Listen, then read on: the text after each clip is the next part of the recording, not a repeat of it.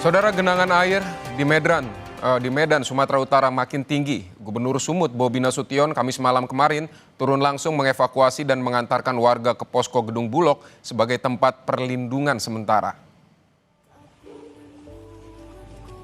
Gubernur Sumut Bobi Nasution membawa berbagai bantuan untuk korban banjir.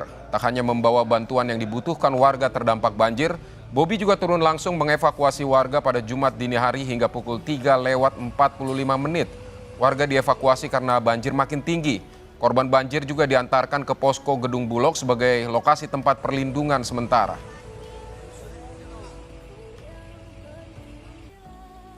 Saudara, Wahana Lingkungan Hidup Indonesia, WALHI Sumatera Utara menyoroti maraknya penebangan liar sebagai faktor terjadinya banjir yang menyebabkan Sumatera Utara kehilangan banyak area tangkapan air.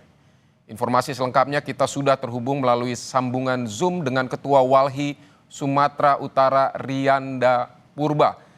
Selamat siang, Mas Rianda. Ya, selamat siang, Bang. Baik, jadi apa fakta yang ditemukan WALHI mengenai faktor dari bencana yang saat ini terjadi di Sumatera Utara? Nah, yang kita temukan itu kita sebutkan pertama yang paling parah itu di Batang Toru ya, Bang. Di Batang Toru, satu Kabupaten Tapanuli Selatan, Tapanuli Tengah, dan Tapanuli Utara.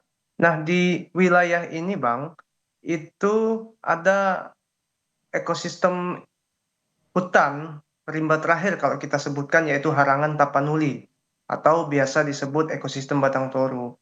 Nah, ini merupakan hutan yang punya fungsi hidrologis penting bagi lingkungan hidup dan bagi keseimbangan hidup antara manusia dan alam. Nah, perlahan kita analisis dalam 9 tahun terakhir 2000-an hektar hutan di sana itu sudah terdegradasi dan rusak, Bang.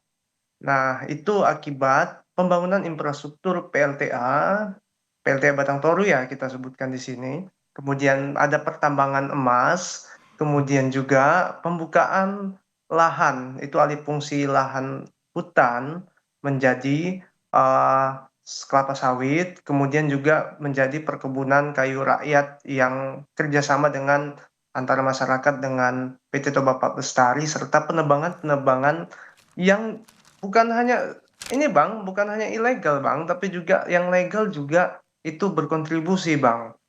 Nah, makanya apa ya, penebangan-penebangan ini juga Bang, karena gini Bang, hutan di wilayah kita sebutkan hutan Tapanuli, Karangan Tapanuli. Nah, hutan di sana itu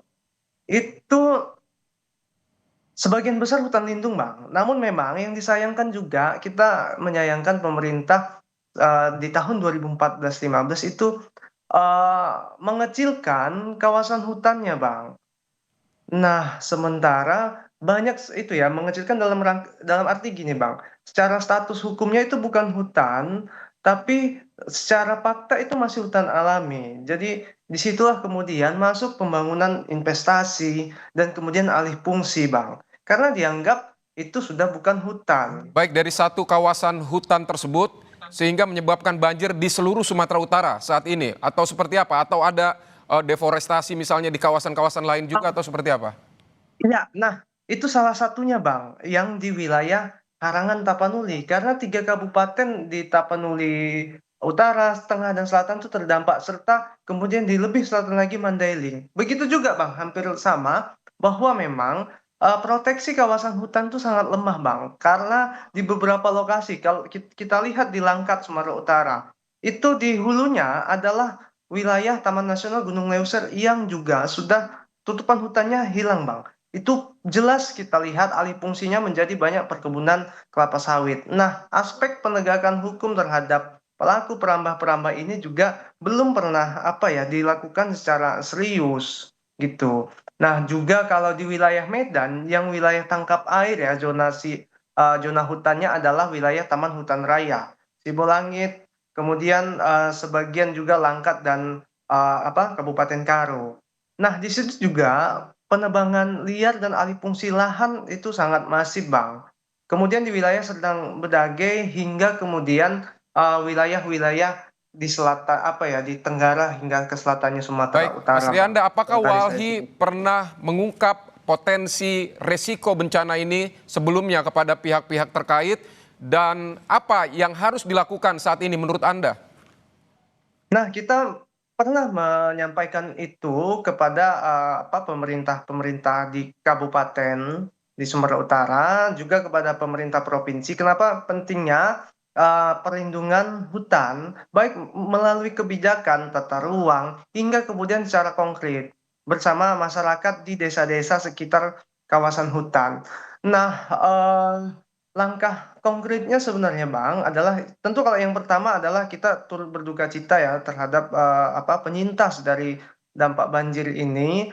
Nah, langkah konkret ke depan adalah eh, bagaimana melindungi, memproteksi hutan, merestorasi hutan-hutan yang rusak, Bang, saat ini. Itu bisa bekerja sama dengan masyarakat desa, karena kita bekerja sama dengan masyarakat di desa-desa sekitar kawasan hutan.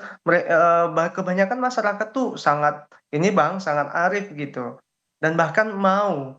Terus khusus memang mereka yang tinggal bersinggungan koeksistensi dan antara Baik. masyarakat, hutan dan alam serta satwa-satwa liar itu sadar terhadap dampak-dampaknya di sana gitu. Nah, memang namun yang kita sayangkan adalah selama ini pemerintah cenderung masih tutup mata ya. Justru hutan tersebut dirubah-rubah itu secara fungsi Baik. administratifnya ini non hutan, yang hutan menjadi non hutan, yang non hutan desa-desa itu menjadi hutan. Baik, Nah, Mas ini Mas seringkali Rianda, Bang ini kan tanpa di ada kawasan verifikasi. Sumatera Utara juga banyak Kenapa? hutan dan juga perbukitan. Nah, selain tadi yang Anda sebutkan lokasi-lokasi yang sudah terjadi deforestasi dan pembangunan infrastruktur, apakah ada lokasi-lokasi lain yang berpotensi juga jika ini rusak maka akan berdampak sama di daerah-daerah lain?